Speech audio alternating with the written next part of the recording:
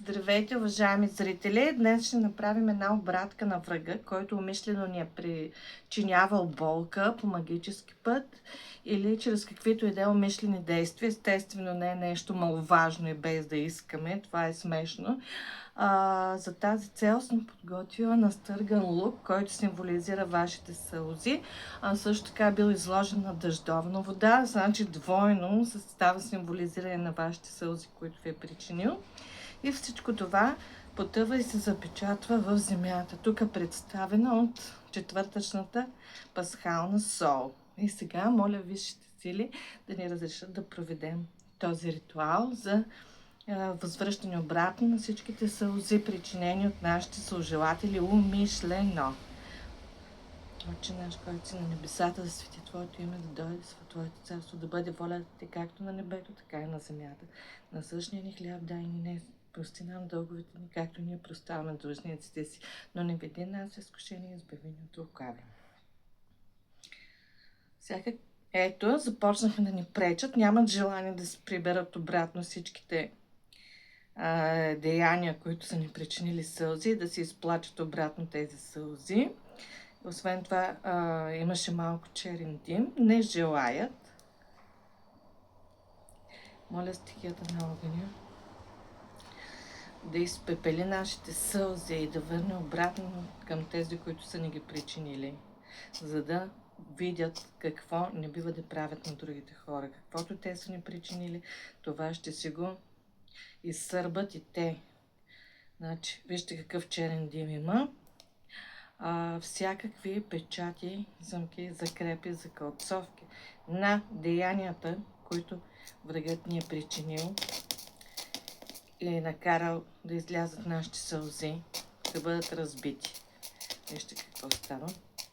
Всякакви уморочки, които са причинили недобро душевно равновесие в главите ни, което ни е карало да плачем и да страдаме, на мен и моите зрители, кажете имената си, както на моето семейство, техните близки, кажете имената си. Моментално се завръщат там, откъдето са изпратени всичките същества, които са били на охрана на този негатив. Вижте каква чернилка се получава върху лука. Унищожават се от суди, от вороти и също зложелателства за раздял, за безработица, за пусто семейно ложе, за развод и караници, за безпаричие. Всичко, което ни е карало да плачем в областта на социума, всякаква бедност и всякакво отвържение от любимия човек, също се връща там, откъдето е дошло. И врагът изплаква нашите сълзи и изживява с разрешението на висшите сили, по преценка на висшите сили, това, което ни е причинил на нас, като се извършва обратка. Сега казах да бъде така. Също така видяхте какви привязки паднаха. Очистват се енергийните тела на мен и моите зрители.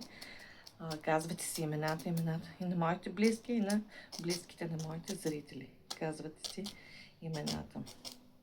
Всички привязки по първа чакра, по втора чакра, трета, четвърта, пета, шеста, седма чакра се унищожават и се изгарят от огъня. Врагът се принуждава да си изсърба всичко, което сам ни е причинил, да се изплаче същите тези сълзи. Така, вижте всичко е в черно върху този лук. И да ви напомня да се гледа минимум 9 пъти. Обратката е хубаво да се гледа след ритуал универсална чистка и изчистване от бесове, защото призовавам всички същества, които са седяли на охрана негатива, да се върнат там, където са изпратени, да причинят всички тези сълзи, които сега ние запечатваме и възвръщаме обратно на враговете си. Нашите сълзи потъват в черната земя, а черните емоции се връщат там, където сме дошли, откъдето са изпратени. Вижте как каква дълга привязка има, която ще се унищожи сега. и ще бъде изгорена. Няма да имат вече връзка към нас, за да ни причиняват още бъдещи нещастия. Ще си изпият собствените си сълзи. Също така сълзи от привороти и отвороти, направени на гробища.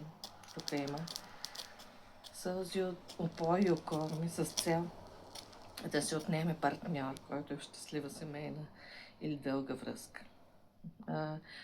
Подклади, донесени омагьосани подаръци, ефекта се връща към този, който ни ги е изпратил. Също така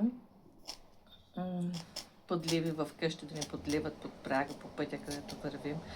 Всякакви негативни въздействия, пратени и извършени с помощта на водокукли, на снимки и на биоматериал. Врагът ще се изпие в цялото въздействие и горчивината му обратно. Моментално започвайки от този момент, аз така казах, така на мен и моите зрители, казвате си имената на вашите близки. Също така всякакви робски нашийници, подавление на волята и окови, когато някой иска ние да му играем по свирката, и всякакви принуди и подчинения, и сълзите, които сме изплакали, че не сме могли да угодим или нещо, направим не както трябва, се унищожават. И нашия враг, умишлен враг, е принуден да изтърпи, да изплаче всичко това, което ни е причинил. Цялата самота, цялата агресивна магия, еротична магия, изпращане на сукуби, куби, също се заминават там, където са дошли, остават чистотата на нашите отношения с човека, който ни е писан. Ако са ни пречили в личния живот и във връзката ни и в семейство, всичко се нормализира, а врага е принуден да изпие цялата горчива чаша на своите сълзи. Да напомня, 9 дни се гледа минимум, минималната благодарност е лайк и коментар. И ще се радвам да бъдете свидетели, да споделите какво се случва с хора, които са ви врагове, дори да не сте очаквали, че именно те са такива, са ви причинили нещо, ще разберете, че са по това, което им се случва. Това може да са хора, които най-малко очаквате. Аз ще си оставя тази свестичка, тя веднага се догори. Добре, запечатвам и го утилизирам по необходимия начин. Вас ви очаквам. До скоро, приятели!